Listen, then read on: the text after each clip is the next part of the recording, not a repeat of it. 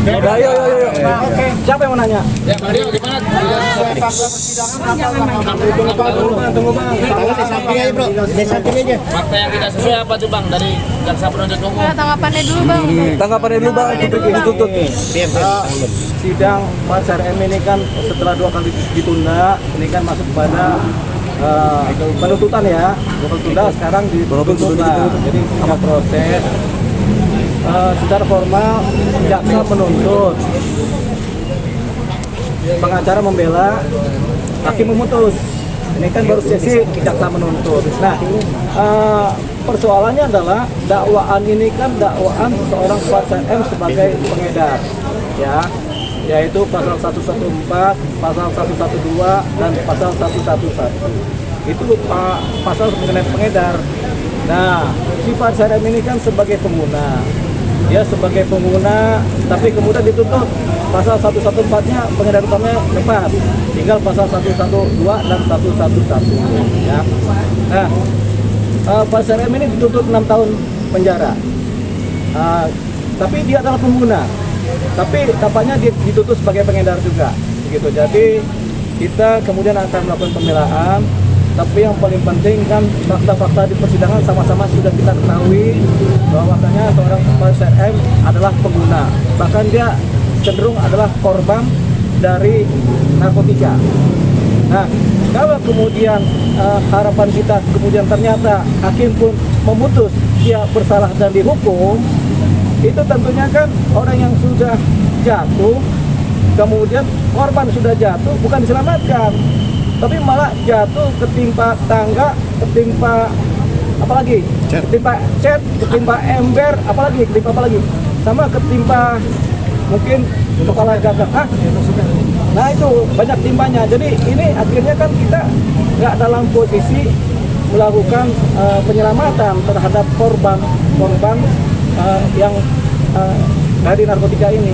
Dia kan pengguna. Jadi ini kita cukup sayangkan. Tuntutan seperti ini di mana dituntut 6 tahun, kita sangat sayangkan karena tidak memperhatikan aspek-aspek seorang pengguna narkotika, di mana sebenarnya mereka adalah korban yang paling susah lah. Tapi kalau korban ini kemudian dihukum, tentu habis dia, masa dia pulihnya tuh nggak ada lagi. Sudah dituntut 6 tahun, kalau dia putus hukuman juga 6 tahun, ya habis posisi dia gitu. Jadi kita tidak menyelamatkan seorang pengguna, malah kita menghancurkan. Ini yang kita sayangkan. Seorang pengguna narkoba berat yang sudah kecanduan kemudian harus dihukum yang berat juga. Artinya kan kita tidak menyelamatkan jiwanya, tidak menyelamatkan fisiknya, tapi kita membiarkan dia belangsak. Tahu belangsak? Nah, belangsak itu di bawahnya belubuk, gitu ya. Hancurnya. Jadi gitu. Jadi kita akhirnya kita harus menyelamatkan dia. Jadi kami sebagai pembela akan melakukan pledoi, tentunya dengan hati nurani lah. Apalagi pihak BNN, kepala BNN sudah menyatakan pengguna itu korban, jangan dihukum. Tapi ini kan masih tetap dituntut, ya kan? Mungkin hanya karena mematuhi prosedur dakwaan yang sudah terlanjur diadakan, yaitu pasal ini di mana dia adalah pengedar dan dipaksakan, ya sudah nggak apa-apa. Namanya juga jaksa menuntut. Gitu, sebenarnya ada posisi jaksa bisa menuntut lepas juga atau menuntut rehabilitasi juga, ada posisi, tapi tidak digunakan oleh pihak jaksa, tapi mereka tetap menuntut 6 tahun masa penjara. Ini yang kami sesalkan sebagai pembela, sebagai pengacara kami sesalkan ini, karena kami punya roh yang sama dengan kepala BNN, bahwasanya pengguna adalah korban.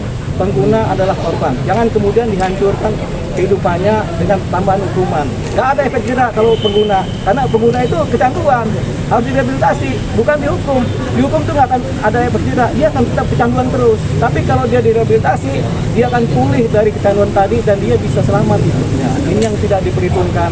Makanya secara malam ini kita harap mungkin ada perubahan tentang konstelasi hukuman dan penuntutan terhadap pengguna narkotika. Jangan seperti ini. Nah, nggak apa-apa, ini diedarkan supaya nanti kita sinergi dengan BNN. Karena apa yang menjadi roh dari ucapan BNN kita pakai sebagai bagian dari hal yang sama. Itu tadi yang kemudian kami sebagai pengacara menyesalkan ini. Seorang pengguna adalah korban yang harus diselamatkan, bukan dihukum. Oke Bang, tadi sempat